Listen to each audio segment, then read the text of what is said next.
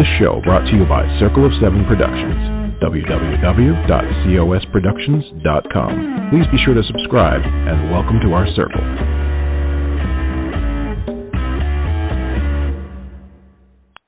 Hello, everybody. This is Patricia W. Fisher with Readers Entertainment Radio, and I hope all of you are doing extremely well. It's already April of 2021. Time is just crazy flying by. It is April 15th, which is Tax Return Day, which, of course, is such a favorite for so many of us. But the big thing about April 15th is Jackie Robinson Day, and this is why on this day every year for baseball, that the players wear number 42. And if you're not familiar with Jackie Robinson Day, this was 65 years ago today.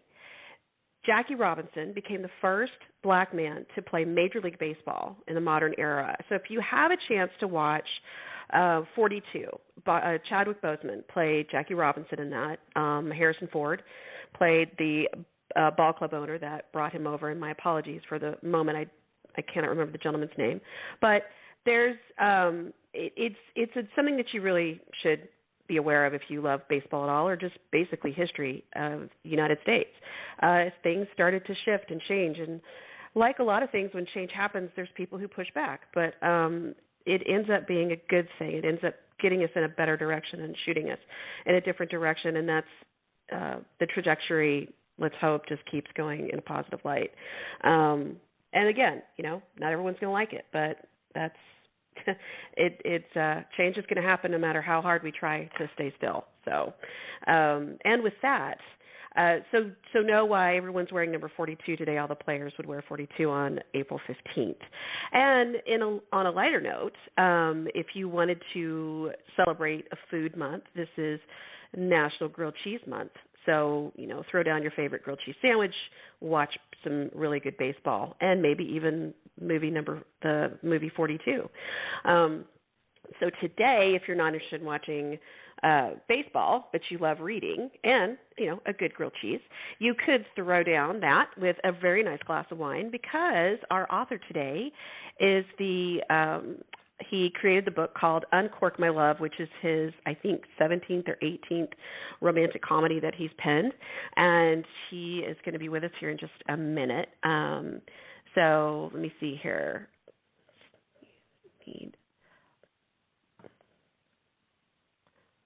Hold on. Getting a little technical stuff going on. Anyway, his name is Rich Amooi. He's been on before, and I was going through the list of authors we've had on, and he has been on at least 3 to 4 times. And I found him kind of organically. How you get the Amazon, new release thing, and one of his first books popped up, and I thought, well, that's cute.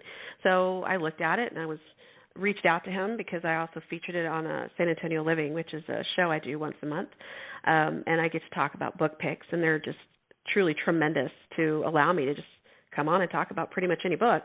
And Rich was one of them, so I reached out to him and said, hey, I'm featuring your book, and here's the segment. And we've talked back and forth. It's been, I think 5-6 years ago that happened, and we've just kept communicating. He and his lovely wife, Sylvie, they're both writers, live in California, and he's about to pop on here. He's almost here. And so I'm going to start reading his bio here. Rich Amooi is Reader's favorite gold medalist recipient, a Holt Battalion finalist for Best Contemporary Romance, and Amazon bestseller of 17 rom-coms, including It's Not PMS, It's You, There's Something About a Cowboy, and Madam Love Actually. A former radio personality and wedding DJ, Rich now writes romantic comedies full-time in San Diego, California. He's happily married to a kiss monster imported from Spain, and believes in public displays of affection, silliness, infinite possibilities, donuts, gratitude, laughter, and happily ever after. Rich's latest book, Uncork My Love, is out now, and you can find Rich at his website, Facebook, Instagram, BookBub, and Amazon, and all those links are in the write-up of the show. How are you today, Rich? Donuts. That's what it's all about. It is. It is all about donuts. You post a lot about donuts on your Instagram. Oh, man. I love donuts, even though, oh, by the way, thanks for having me on your show. I appreciate it. I was saying this before you came on. I was going through all of the list of the shows I've had, and I think you've been on, 4 or 5 times? I think so. Yeah. I just can't get enough of you. I know. It's fun. We have a good time when we talk.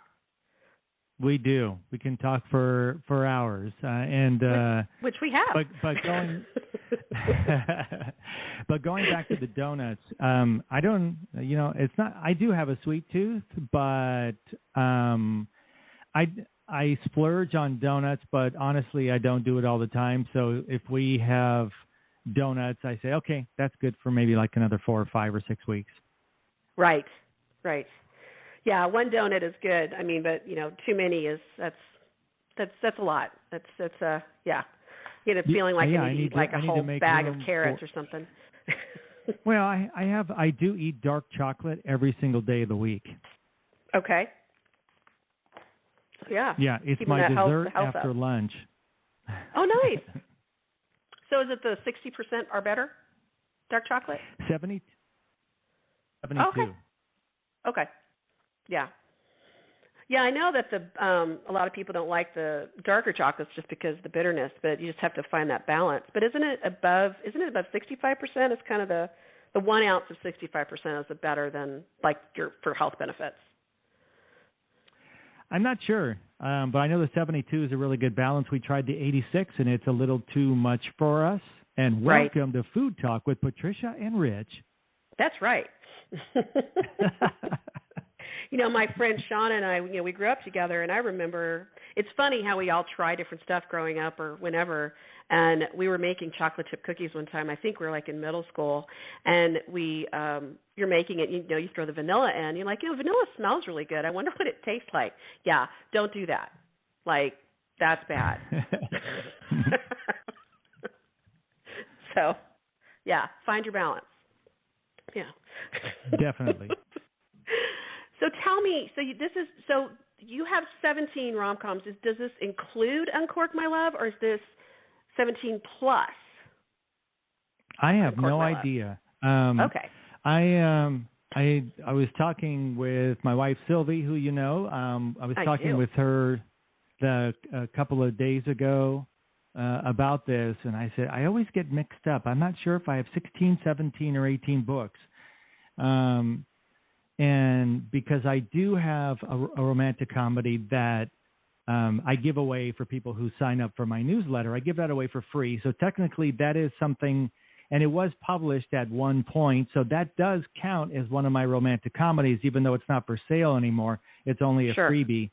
And then I also wrote, when I was a wedding DJ, I wrote a book for brides, Wedding Receptions That Rock. And that one is still for sale and still sells. So that is included in my total book count, but I usually only include my romantic comedies in my count because normally I'm only talking about my rom-coms. Right. Well, but I mean, it does kind of tie in, with the receptions and everything. I mean, when you were a DJ, what was some of the most unique song requests that you had at the wedding reception? Unique. I remember there was I'll tell you a couple of stories. There was one time I got in a verbal sparring match with the sister of the bride, and she started yelling at me at the wedding reception because I would not play the song she wanted, even though her sister, the bride, said, do not play any songs for my sister because she plays things that are inappropriate. She listens to things that are inappropriate. So we already had this agreement, me and the bride, that I would not play anything for her sister no matter what. Well, her sister came up at some point and probably knew the deal because she starts flirting with me and lowering her blouse a little bit. And I'm thinking, oh, great. She thinks this is going to do something for me. And then she requests Me So Horny. And because it's a classic song you play at a wedding reception for sure. Oh yeah, all the moms and grandmas want to hear that. So I say I'm sorry. I have some strict guidelines this evening for the music, and I'm not going to be able to play that. I am the sister's bride, and then she just went completely off. So that's one of my stories. I mean, honestly, these stories like this it doesn't happen very often. But every now and then you get somebody like that. They've had a little alcohol in them and they get a little crazy. But getting back to your question about popular songs, they're all the standards that you hear at most wedding receptions, and then you have maybe 70% of the people who love it, and then the 30% that say, "Oh no, not again! I hear this at every wedding, celebration, twist and shout," and people. There are still plenty of people who will dance to them, but there are a lot of people who are sick and tired of hearing those songs, especially if they've gone to 3 or 4 weddings in a year. Yes. One of the most popular first dances was "At Last" by Etta James. Right. And it's a beautiful song. And then another one that I played very, very often, this one never seemed to get burnout, was "What a Wonderful World" by Louis Armstrong. Right. And that one is just a classic that is timeless. People never got tired of that one. Yeah, I mean, I think that it kind of, and of course, it's always to do with the theme of the wedding and the bride and the groom themselves. What is special to them. I guess it's frustrating in a way to see when someone wants to just, but you have to do this for me because it's what I like and it's my day, and it's like, but it's not, because it's not your day, it's their day. So I'm sure there was plenty of conversations you had with different people at a wedding about song requests, I'm sure. Groomsmen trying to play a joke or whatever, just... Absolutely. Or a groomsman coming up and say, "Hey, let me have the microphone for a second. I want to do something funny for for the groom." I'm thinking, Nope, that's not going to happen. It's not funny to him. No, because usually it's something, embarrassing that just kind of steers the wedding reception in the wrong direction. And, I never let that happen at all. But most of the times when I talk with the brides and grooms, I told them ahead of time that, hey, I know you're going to have your favorite music that you want to hear, but keep your guests in mind because, they want to hear a variety of stuff. And if you just play everything you want to hear, you're not really considering your guests at all. And usually the people who hired me agreed with me there. And we were on the same page instead of somebody who wants to play 2 hours of Elvis at a wedding. Right. Even if it's an Elvis-themed wedding, right? Yeah. Well, I mean, I guess if it's an Elvis-themed wedding, maybe you could get away with it, but then they should have probably got an Elvis impersonator instead of a DJ. Right.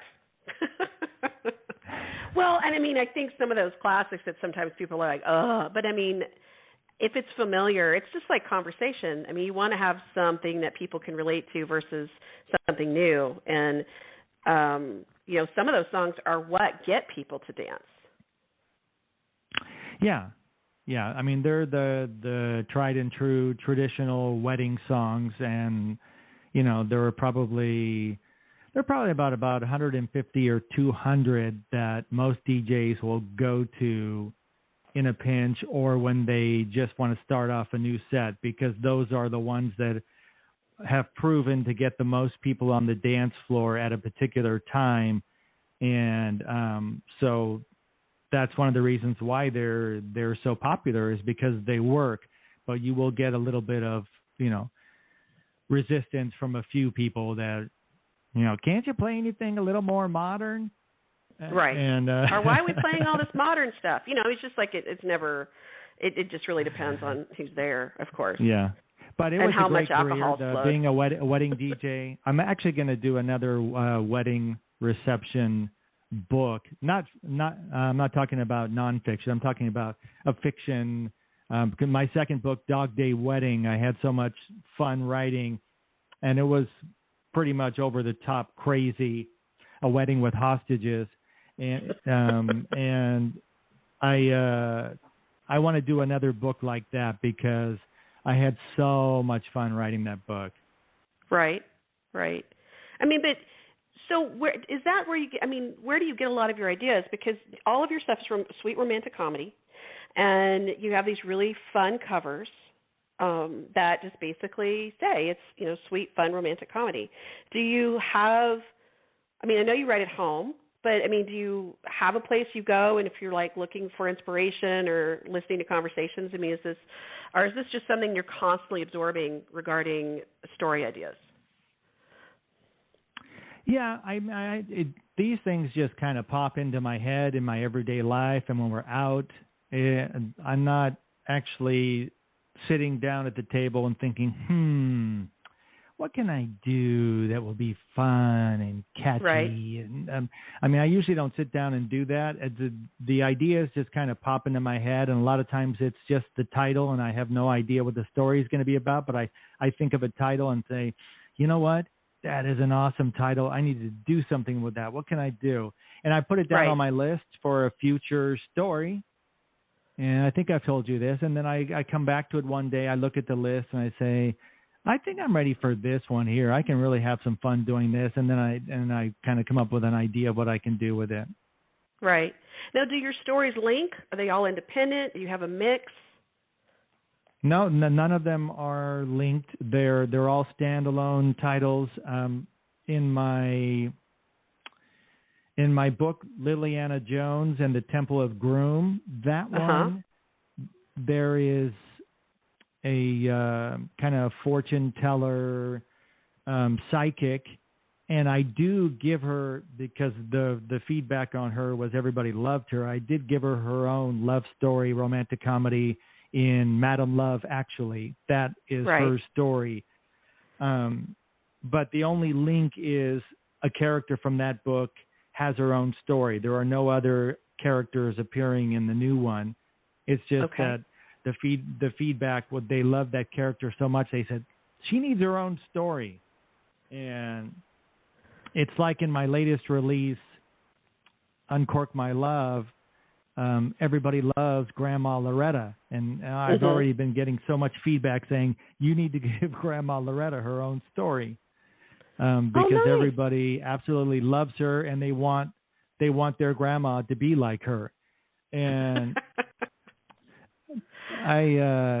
it's interesting, and I giggled and laughed with every scene that I wrote with Grandma Loretta in Uncork My Love. I totally.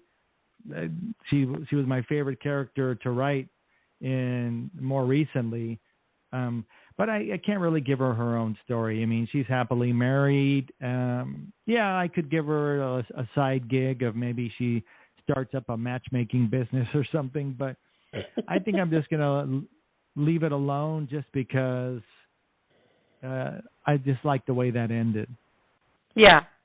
I mean, I think that's one of the things about writing is knowing when the story's done. That thread is pulled and we're good. But it is cool when you've written something that readers are really responding to. I mean, they love that character so much they want more, and that's got to be a good feeling. Yeah, definitely, that's a good feeling. But I had a feeling when I was writing it, just the way I was giggling as I was writing some of her parts. And they were kind of making me smile. And then Sylvie would look over at me and say, what are you writing? And I say, you'll find out soon enough. Right. Because Grandma Loretta gets a little bit crazy in my latest book, but in a good way. And people just responded. And that's kind of a very, very cool feeling. Oh, I love it. That's wonderful. And you've got to, writing's hard enough without, some books are much easier to write than others. So to have a character that's being fair about what they want in a book, and then to be able to get emotional in the sense of laughing or crying or whatever, that's just kind of a writer's dream right there. Yeah, I think so. I think, we do this for the readers. So we want them to just escape and enjoy the stories. And if they can connect with one or two or three or four of the characters, and almost, I see this in my reviews that they say they connected with the characters or almost felt like they knew them or they wish they were their friends. I mean, those are the ultimate compliments. Oh, for sure. Well, so then tell me about these two in Uncork My Love. This is your latest book that's out right now. Yeah, and it's set in Napa Valley, and they both own wineries. One is winery's going very well, the other one not so well, and it's a story of Ted and Ivy. And Ted is a giving guy. He likes to help, and wherever he can, he has no problem giving unsolicited advice if he knows it's going to help the person. But some people are very stubborn and do not appreciate unsolicited advice. And it's crazy, I know. And that's where the butting heads begins and continues in this story. And that's kind of some of the fun things that I like to write. I like to write like enemies to lovers and opposites attract, where they butt heads a lot. That's probably, I would say, from what people are telling, kind of one of my strong points is writing opposites and butting heads and the banter and the dialogue. And I have so much fun writing it. And this story is no different. It's just, I love them going up against each other, two different personalities and two different, people with different types of baggage in their past that makes them have a little friction for a while before they fall madly in love. Of course. Well, I mean, yeah, the enemies to lover or opposites attract for sure. That's just like immediate chemistry. Whether, what kind of chemistry it is, we're not sure, but we kind of have to figure out how to foster that and guide it. So when you were doing the research for wineries, did you guys go visit several? Was the research grueling to have to go visit all these wineries? Because they're not far from you. That could be not a grueling job, but because of the state of the world, a lot of the wineries were actually closed, or they had limited tours, or the different things. So fortunately, we have Sylvie's maid of honor in our wedding. They own a winery in Napa, and they called Black Stallion.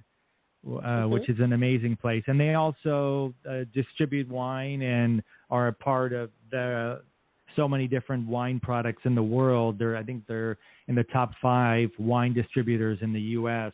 So they know a lot about wine.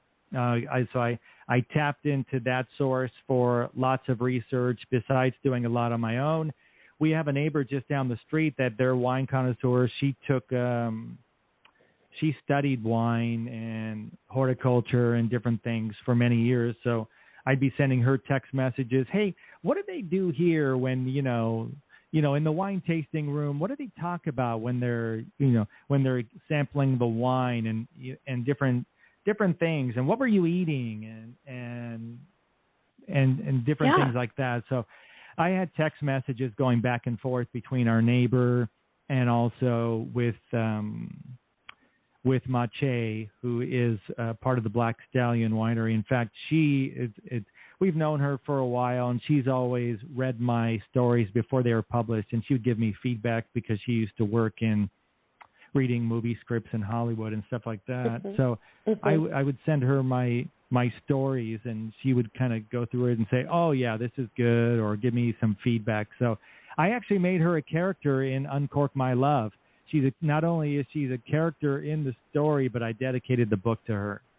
Oh, that's wonderful. Well, and it's interesting, too, because people, and I didn't realize this until I really started looking into it, people don't realize that it's not just wine.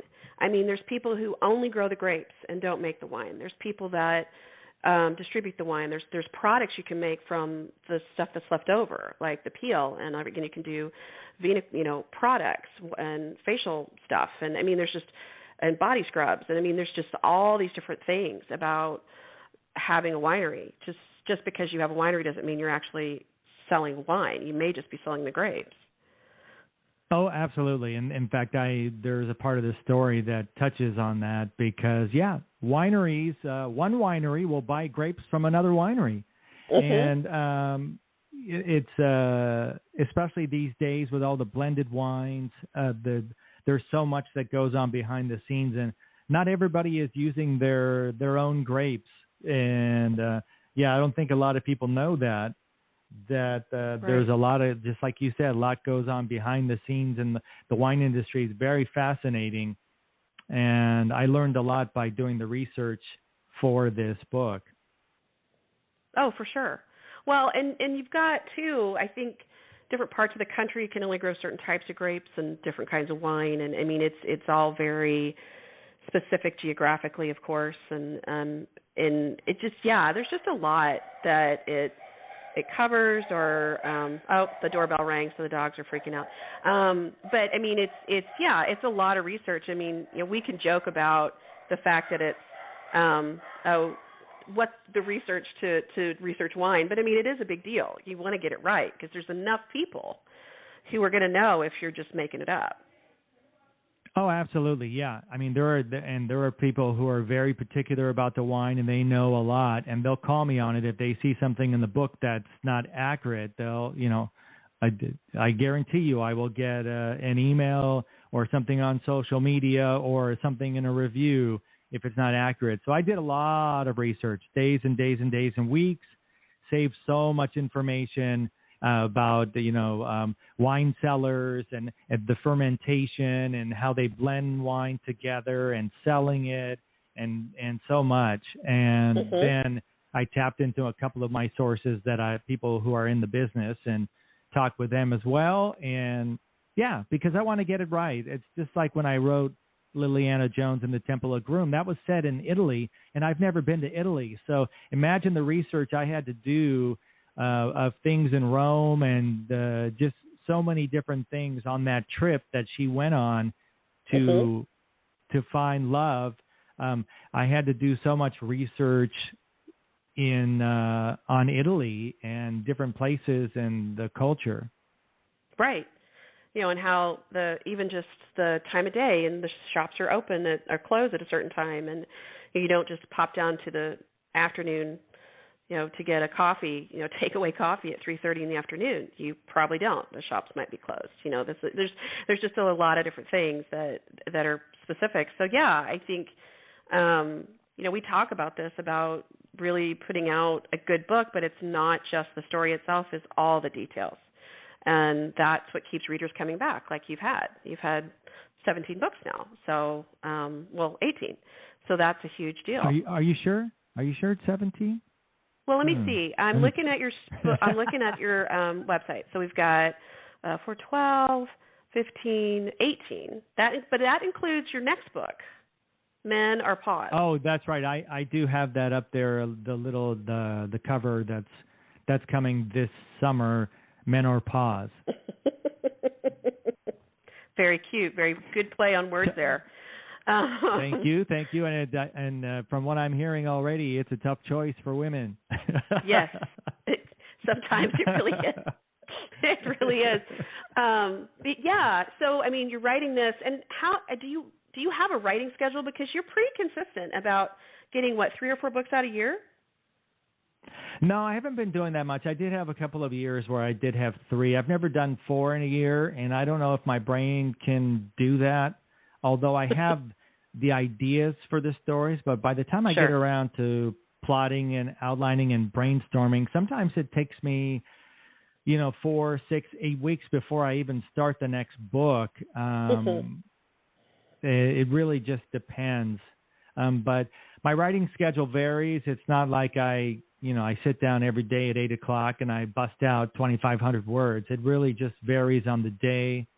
And sometimes some chapters are slower than others. So, for sure. I've had days where I've written 500 words, and then I think the most I've ever written in a day was like 5,700 words. But I've only done something like that a handful of times over the last 6 years. Yeah. Yeah. Well, I mean, you're consistent though, and that's the big deal, is that you keep putting books out. And your very first book was which one? Was it the Happy to Be Stuck with You, or was it Kissing Frogs? No, Kissing Frogs was number 3. My very first book was 5 Minutes Late. Okay. Yeah. So I was trying to remember when I contacted you the first time, because I was featuring your book, and I'm just trying to remember which book it was. Of course, I have to go back and look at it. But it was one of your first, say, 5, I think, that I reached out and said, hey, I'm going to feature your book. And then, we've talked ever since. It's been cool because we have a lot of we write kind of similarly in the sense of the genre, the romantic comedy and the meet cutes and everything. So, it's just been cool to kind of see your success, and you keep growing, and I mean that's a big deal. So congratulations. Thank you. Yeah, it's important for me to be consistent. I mean, I know I will at least publish 2 books per year, and then after that, it really just depends. I'm shooting for 3 this year, and we'll see how that goes. I initially thought about 4. Too. Yeah, the majority of them are on audio now. I'm guessing probably like 13 or 14 of them are available from audible.com and other places where you can get audiobooks. And right. I think the last 2 are not in audio yet. Okay. So you've done everything indie. All your books are indie, correct? Yes. Okay. So walk us, someone who was talking about doing indie, let's say they've done the book, and they're wondering about Audible or getting their books on recorded. What was the process you used to do that? There were 2 different things that I did, because initially I did them all myself, not the voices. I mean, I'm the one that set up to find the narrators, and I did that through ACX, which is a company of Amazon where you can find narrators. You can list your book and the type of book, and then narrators will audition for it, or you will listen to samples of certain narrators. They're amazing, and you try to see if you can hire them on your own. And that could range, audiobooks can go, some are 5 hours long, some are 10 or 12 hours long, and you pay for the finished product. So if it's a 12-hour audiobook or 10 hours, you're paying per hour for the finished time, not the per hour that they take to do it. Okay. So, and then the price on that could vary. Sometimes you'll find some narrators who are just starting out who will split the royalties with you and do it for free, narrate it for free. Instead of you making 40% on the audiobook, you split it with them. You each get 20 because they didn't charge you anything to do it. Okay. So some people starting out will do that. I chose to just pay outright up front and pay them to do it. But then my last 4, okay, I'm so bad with numbers and memories and things, but I think the last 4 or 5 audiobooks, there's a company called Tantor Media, and they offered me a contract they wanted to produce those audiobooks and publish them themselves. So they offered me a contract, and I accepted that. So I didn't have to do anything. The only thing I did was I found a couple of amazing narrators, and I got them to use those narrators for the audiobooks. But so that was contracted from them. They offered me the contract. I said, heck yes, I'll do it. That means I'm hands off. I don't have to do anything. Right. That makes and that difference. worked. Yeah, that works out well because I don't have to find a narrator. I don't have to listen to the audiobook and minute by minute to make sure everything's okay, then take notes and then submit it back to the narrator to make changes. They do all that for you, and that was really good. A good decision. I'm really pleased with that, working with Tantor. So when you did that, did you? What was I thinking of? Is it the same narrators for all of your audibles or all your books, or is it does it depend on the story? Yeah, it depends. I mean, I do have some overlap. I have some narrators who have done. I had one narrator. He did probably 3 books. I have another one who did 2 or 3. Another one who did 2, and then the last 4 or 5 through Tantor, since they are in first-person dual POV, we had 2 narrators, a female and a male for those, and which is a lot of fun. And so they've done those the last 4 or 5. Oh, nice. Oh, nice. So your readers and listeners are getting kind of the consistency, kind of the building that relationship with those narrators as well. Yeah, and there's also some overlap because those narrators who tend to have their own following. So when they're announcing to their fans they have new books in certain genres, some of their fans, even if they've never heard of the author, they love the narrator so much they'll check out the book and listen to it.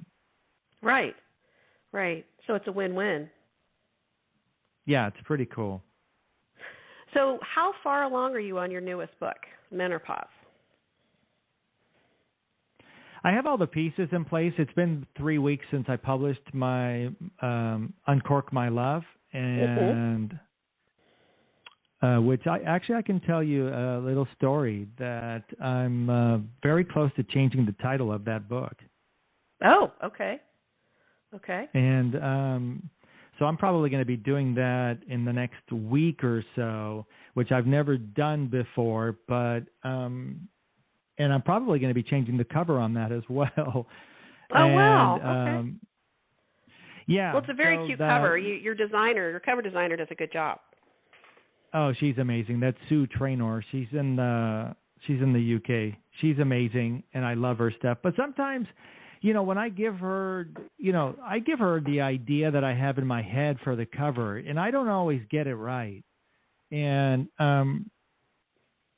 sometimes, like for my book, It's Not PMS, It's You, that cover just nailed it. It's just, It goes so well with the book, and it's not a surprise that is my best-selling book. I think it's closing in on 700 reviews on Amazon, and I think it's got a few thousand on Goodreads and stuff, and it's still my best-selling book by far.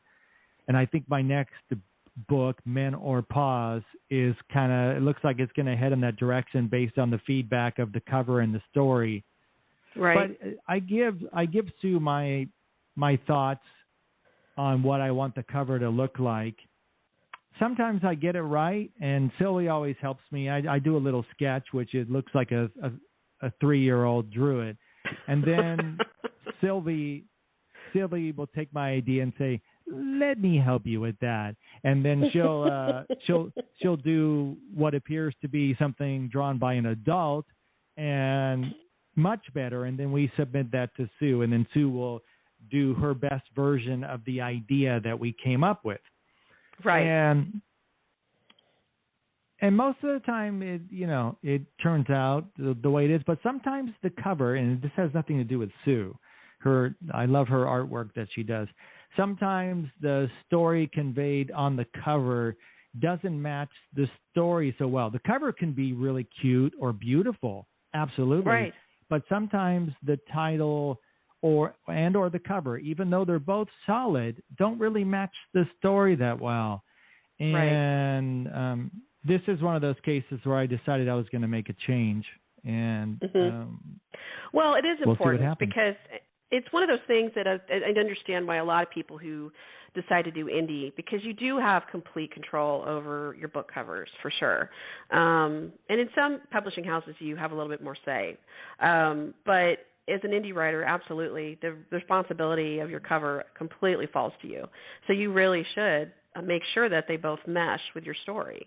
That's a very big deal. Yeah. So the cover right now for Uncork My Love, I mean, it's a very, very beautiful cover. It looks great. Some people, but it does look more even though my romantic comedies are technically also contemporary romances, it does look more like full-on contemporary romance than it does romantic comedy based on the vibe on the cover. And not that that's a bad thing, but when you're really marketing romantic comedies, that's what you're all about, the humor and the fun.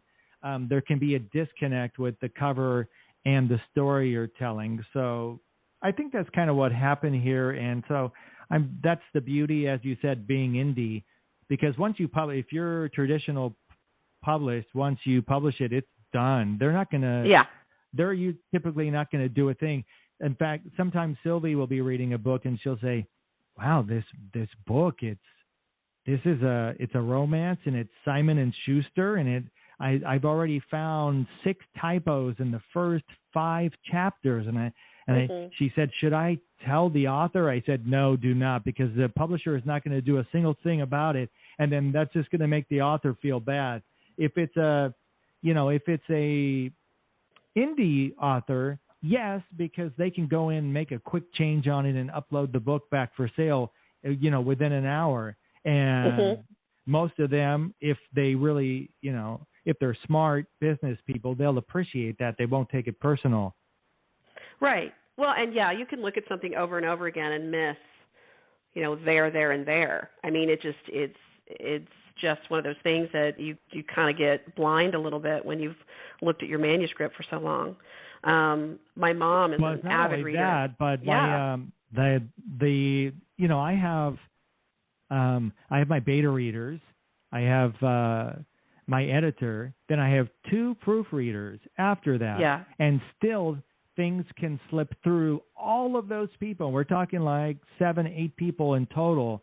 It still can slip by just because sometimes your mind finishes the sentence for you so many times that you go right over it. So luckily I do have some readers, some of my early review team that will even catch something after all those people, and I say thank you, and I'm able to just quickly correct it and get it back up, because I want the best product possible when I'm putting out a book, and I don't want anything to stop somebody in their tracks as they're reading. Absolutely. And so my books are very, very clean, but there's a lot of work that goes into it. Oh, for sure. Well, and we all appreciate that you do so much work, because we're all still reading every time and waiting for that next one to come out. Yeah. So when do you think, so you're talking about possibly 3 books this year. So you've just done Uncork My Love, and that's been out for only 3 weeks. What do you think your release date about month-wise will be for your next one? I think it should be in, let me see, we're April. I think it should be near the beginning of July. Oh, wow. Okay. So we're April to July, and then I'm hoping the next one after that will be maybe in late October. Okay. So, wow. So April, July, and October for the books. And then if I get lucky and I'm on a roll and everything is just feeling right, hopefully by January or February, I'll have the next one after that. Sweet. I love it. Well, for anybody who's been listening, I've been talking to Rich Amooi, and his book, Uncork My Love, is out now. You can find him on his website, Facebook, Instagram, BookBub, and Amazon, and I have all the links in the write-up of the show. Will you come back and talk to us again when your next one's out? How is tomorrow for you? Is that a good time? Sure, let's do it. Patricia, I can talk with you like all day long. So yeah, anytime you want me back, I'd be happy to come back. And yeah, if you want to talk in July when Men or Pause comes out, I would love to. Let's do it. Let's get it set up. So, but in the meantime, give a big hug to Sylvie for us, and I want to know when her next book's coming out too. That sounds good. Hopefully that will be coming up later this year, and big hugs for you as well. Absolutely. Well, you keep doing well, staying safe, and everybody out there, I want you to keep on reading and check back with us next week. Thanks again, Rich. We really appreciate you being on. Thank you. This show brought to you by Circle of Seven Productions, www.cosproductions.com. Please be sure to subscribe and welcome to our circle.